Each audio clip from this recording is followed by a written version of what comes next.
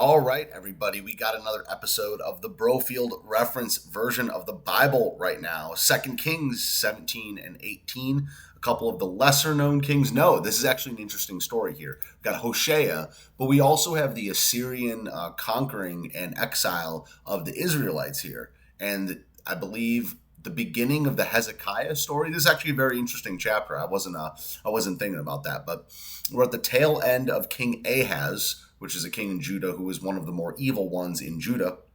Remember, the kingdom of Israel to the north turned away first, and they were punished for that. But because of the Christ promise, the Messiah promise through David, the house of David, God preserved the land of Judah in a way that he did not preserve the land of Israel. But either way, we're in 2 Kings 17 and 18 right now. Got a couple more readings left in the book of 2 Kings. Then we're on to 1st and 2nd Chronicles, Ezra, Nehemiah, and then Esther. I got that wrong in a video the other day. And then we'll be done with the books of history. Cruising right along, guys. I've been pumped. 2 Kings has been one of my favorite books of the Bible this go around, mostly because it's been relatively new to me. I've read it many times before, but the words are popping out at the page, and it's just so interesting and bizarre. But either way, what we do here, Voice of Stephen, is we read from the Bible. We're going to get through it in about a year and a half, and but I will get around to doing different kind of videos soon, but time's been tight, and there's some personal stuff going on. But anywho, let's go to the Lord in prayer, and let's read from 2 Kings 17 and 18. Heavenly Father, God, I greet you this morning and thank you for this day. Thank you for waking us from our sleep and giving us sleep, giving us breath, giving us food, sustenance, and just everything that we need in this world. And God, thank you for not giving us everything that we want, because we want to sin. We want to fulfill the desires of the flesh. But you give us life and life more abundantly in Jesus Christ. And you give us godly things. You give us perfect and good things from above. But Lord, thank you for this reading. Open our eyes and ears to what it would have us to learn. And thank you for preserving your word, God. In Christ's name, amen. Okay, 2 Kings 17. In the 12th year of Ahaz, king of Judah, Hoshea, the son of Elah, began to reign in Samaria over Israel, and he reigned 9 years. And he did what was evil in the sight of the Lord, yet not as the kings of Israel who were before him. Against him came up Shalmaneser, king of Assyria, and Hoshea became his vassal and paid him tribute.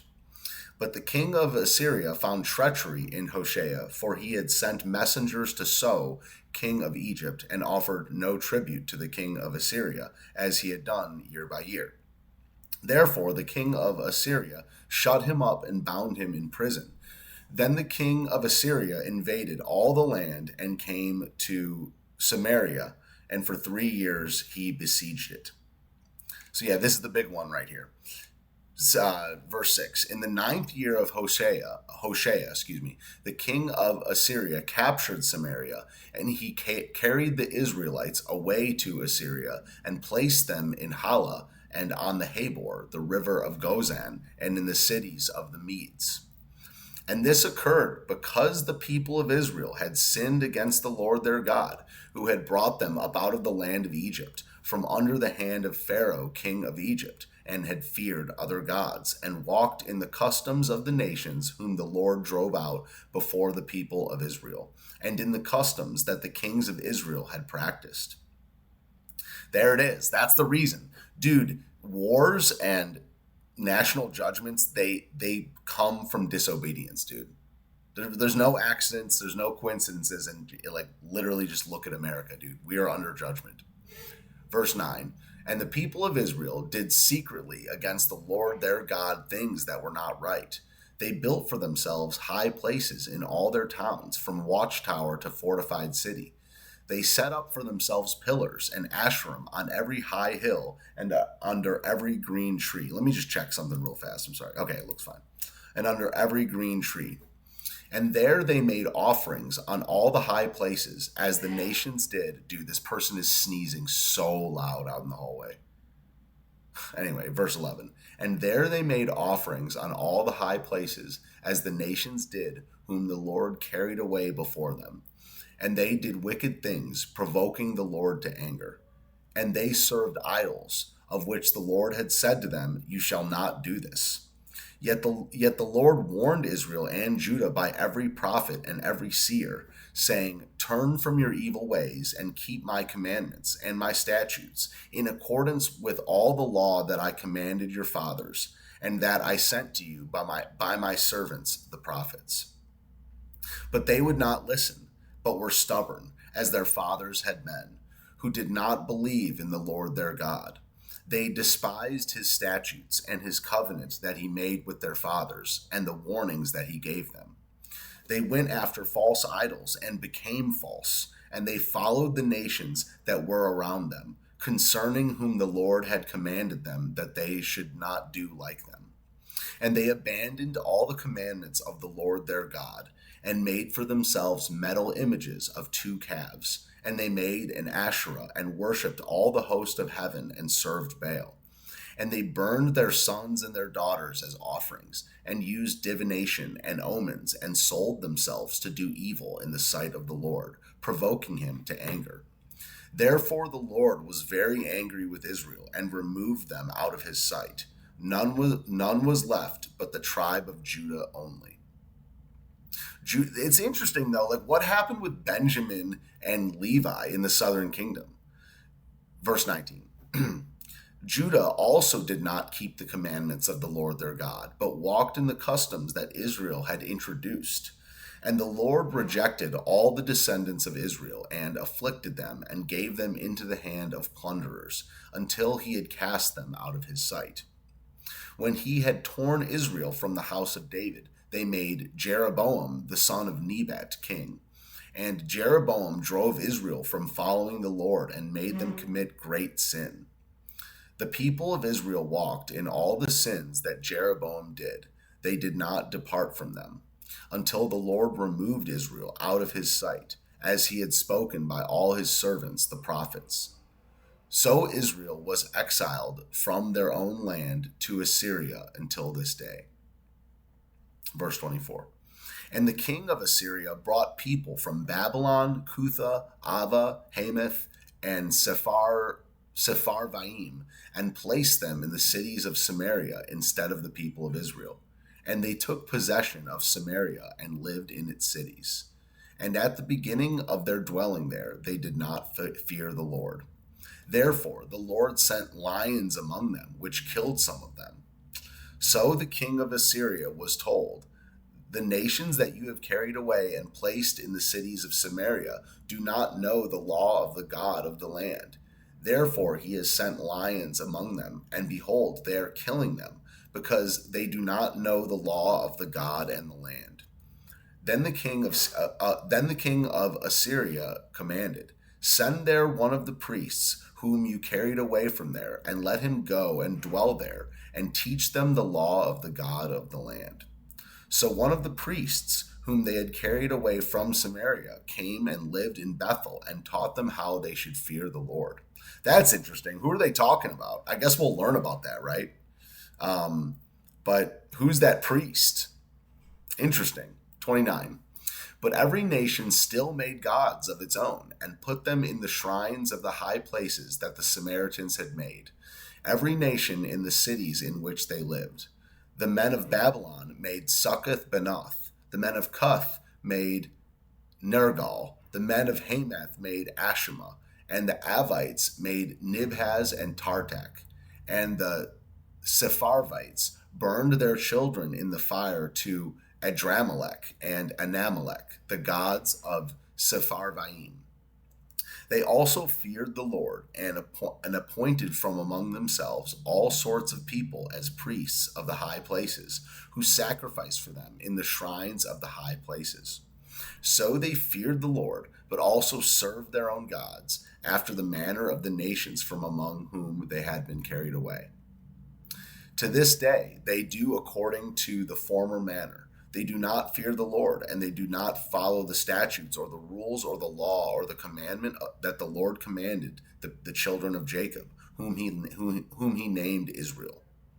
Flub that verse. Let's read that again. To this day they do according to the former manner. They do not fear the Lord, and they do not follow the statutes or the rules or the law or the commandment that the Lord commanded the children of Jacob, whom he named Israel. The Lord made a covenant with them and commanded them, "You shall not fear other gods or bow yourselves to them or serve them or sacrifice to them. But you shall fear the Lord, who brought you out of the land of Egypt with great power and with an outstretched arm. You shall bow yourselves to him, and to him you shall sacrifice. And the statutes and the rules and the law and the commandment that he wrote for you, you shall always be careful to do. You shall not fear other gods. You shall not forget the covenant that I have made with you. You shall not fear other gods, but you shall fear the Lord your God, and he will deliver you out of the hand of all your enemies." However, they would not listen, but they did according to their former manner. So these nations feared the Lord and also served their carved images. Their children did likewise, and their children's children, as their fathers did. So they do to this day. What an amazing chapter, man. So they're talking about heathen nations, right? Being taught about the one true God and serving both the one true God and false gods. Not good. There's a lot of sound going on outside. Yeah, you can really hear that. Whatever. I'm going to finish this video and regroup. Hezekiah. This is the beginning of the Hezekiah story. Give me just 1 second. Just caught the mute button for that sneeze. Okay, so now it's on to the story of Hezekiah. 3 chapters of the Bible are dedicated to him. He's one of the great kings of Israel, or kings of Judah, I should say. You got to differentiate the two. Give me a second. Whatever. If I sneeze, you guys will just hear it. You're hearing background noise and stuff like that. My bad. This hotel is a dump, by the way.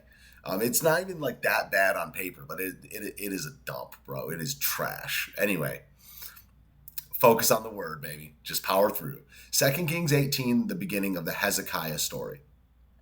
In the 3rd year of Hoshea, son of Elah, king of Israel, Hezekiah, the son of Ahaz, king of Judah, began to reign. He was 25 years old when he began to reign, and he reigned 29 years in Jerusalem. His mother's name was Abi, the daughter of Zechariah, and he did what was right in the eyes of the Lord, according to all that David his father had done. He removed the high places and broke the pillars and cut down the Asherah. And he broke in pieces the bronze serpent that Moses had made. For until those days, the people of Israel... Excuse me. Sorry, guys. Let's go back. Verse 4. He removed the high places and broke the pillars and cut down the Asherah. And he broke in pieces the bronze serpent that Moses had made. For until those days, the people of Israel had made offerings to it. It was called Nehushtan. He trusted in the Lord, the God of Israel, so that there was none like him among all the kings of Judah after him, nor among those who were before him. For he held fast to the Lord. He did not depart from following him, but kept the commandments that the Lord commanded Moses. And the Lord was with him. Wherever he went out, he prospered. He rebelled against the king of Assyria and would not serve him. He struck down the Philistines as far as Gaza and its territory, from watchtower to fortified city. Jeez. Man, I'm sorry. In the 4th year, verse 9, this is the greatest reading of the Bible ever, dude. Like, it's just like my sins and flaws on full display with crap noise going on in the background for 2 years. Verse 9, in the 4th year of King Hezekiah, which was the 7th year of Hoshea, son of Elah, king of Israel, Shalmaneser, king of Assyria, came up against Samaria and besieged it. Dude. Wow. He besneezed. He carried out a sneeze against Israel. He besneezed Israel, Shalmaneser did. Shalmaneser sounds like a loud sneeze anyway. In the 4th year of King Hezekiah, verse 9, we're just going to get through it. In the 4th year of King Hezekiah, which was the 7th year of Hoshea, son of Elah, king of Israel, Shalmaneser, king of Assyria, came up against Samaria and besieged it. And at the end of 3 years he took it. In the 6th year of Hezekiah, which was the 9th year of Hoshea king of Israel, Samaria was taken.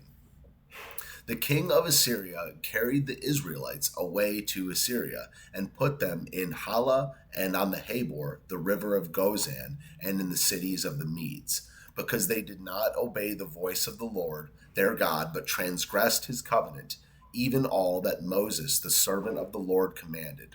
They neither listened nor obeyed. In the 14th year, so this is the next king of Assyria, it's Sennacherib, and he is attacking. He's a very prominent historical figure right here, Sennacherib was. Verse 13, in the 14th year of King Hezekiah, Sennacherib, king of Assyria, came up against all the fortified cities of Judah and took them. And Hezekiah, king of Judah, sent to the king of Assyria at Lachish, saying, I have done wrong. Withdraw from me. Whatever you impose on me, I will bear. And the king of Assyria required of Hezekiah, king of Judah, 300 talents of silver and 30 talents of gold. And Hezekiah gave him all the silver that was found in the house of the Lord and in the treasuries of the king's house. At that time, Hezekiah stripped the gold from the doors of the temple of the Lord and from the doorposts that Hezekiah, king of Judah, had overlaid, and gave it to the king of Assyria. And the king of Assyria sent the Tartan, the Rabsaris, and the Rabshakeh with a great army from Lachish to King Hezekiah at Jerusalem. And they went up and came to Jerusalem. When they arrived, they came and stood by the conduit of the upper pool, which is on the highway to the washer's field. And when they called for the king, there came out to them Eliakim, the son of Hilkiah, who is over the household, and Shebna, the secretary, and Joah, the son of Asaph, the recorder. And the Rabshakeh said to them, Say to Hezekiah, Thus says the great king, the king of Assyria, On what do you rest this trust of yours? Do you think that mere words are strategy and power for war? In whom do you now trust that you have rebelled against me? Behold, you are trusting now in Egypt, that broken reed of a staff, which will pierce the hand of any man who leans on it. Such is Pharaoh, king of Egypt, to all who trust in him. But if you say to me, We trust in the Lord our God, is it not he whose high places and altars Hezekiah has removed, saying to Judah and to Jerusalem, You shall worship before this altar in Jerusalem? Come now, make a wager with my master, the king of Assyria. I will give you 2,000 horses, if you are able on your part to set riders on them. How then can you repulse a single captain among the least of my master's servants, when you trust in Egypt for chariots and for horsemen? Moreover, is it without the Lord that I have come up against this place to destroy it? The Lord said to me, Go up against this land and destroy it. Then Eliakim, the son of Hilkiah, and Shebna and Joah said to the Rabshakeh, Please speak to your son. I have no idea what's going on right now. So the Rabshakeh are people sent by the Assyrians. I don't even know what they are. So probably some sort of army or council or something like that. Or it's some sort of military group. But they're saying that the Lord sent them to do that. Maybe he did, but people also lie and deceive about the Lord in the Bible. I kind of don't know what exactly is going on, but let's keep reading.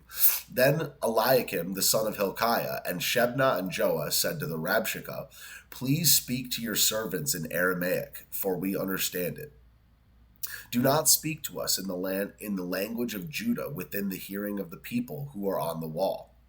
But the Rabshakeh said to them, Has my master sent me to speak these words to your master and to you, and not to the men sitting on the wall, who are doomed with you to eat their own dung and to drink their own urine? Then the Rabshakeh stood and called out in a loud voice in the language of Judah, Hear the word of the great king, the king of Assyria. Thus says the king, Do not let Hezekiah deceive you, for he will not be able to deliver you out of my hand. Do not let Hezekiah make you trust in the Lord by saying, the Lord will surely deliver us. Okay, I'm starting to see what's going on. And this city will not, verse 30, do not let Hezekiah make you trust in the Lord by saying, the Lord will surely deliver us, and this city will not be given into the hand of the king of Assyria. Do not listen to Hezekiah, for thus says the king of Assyria, make your peace with me and come out to me. Then each of you will eat of his own vine, and each one of his own fig tree, and each one of you will drink the water of his own cistern, until I come and take you away to a land like your own land, a land of grain and wine, a land of bread and vineyards, a land of olive trees and honey, that you may live and not die. And do not listen to Hezekiah when he misleads you by saying, the Lord will deliver us. Has any of the gods of the nations ever delivered this land out of the hand of the king of Assyria? Where are the gods of Hamath and Arpad? Where are the gods of Sepharvaim, Hena, and Iva? Have they delivered Samaria out of my hand? Who among all the gods of the lands have delivered their lands out of my hand, that the Lord should deliver Jerusalem out of my hand? But the people were silent and answered him not a word, for the king's command was, do not answer him. Then Eliakim, the son of Hilkiah, who was over the household, and Shebna, the secretary, and Joah, the son of Asaph, the recorder, came to Hezekiah with their clothes torn, and told him the words of the Rabshakeh. So I guess we're going to see the end of that story in the next reading, kind of a cutoff there. Maybe I should have planned the chapters better, but there was really no way to do that because I wanted to tell the end of the Hezekiah story in one reading. But yeah, they're threatening them. They're saying these other gods failed the people. Who is your God? And you see a faithful people. You see a faithful people that were faithful to their Lord and faithful to the commands of their king to not answer and to not go out and not commit treason, essentially. So there it is, 2 Kings 17 and 18. We'll be back tomorrow or in the next video, and the primary focus of that reading will be King Hezekiah, his illness, God preserving him, and his prayer, which is a wonderful passage. I love you. See you in the next one.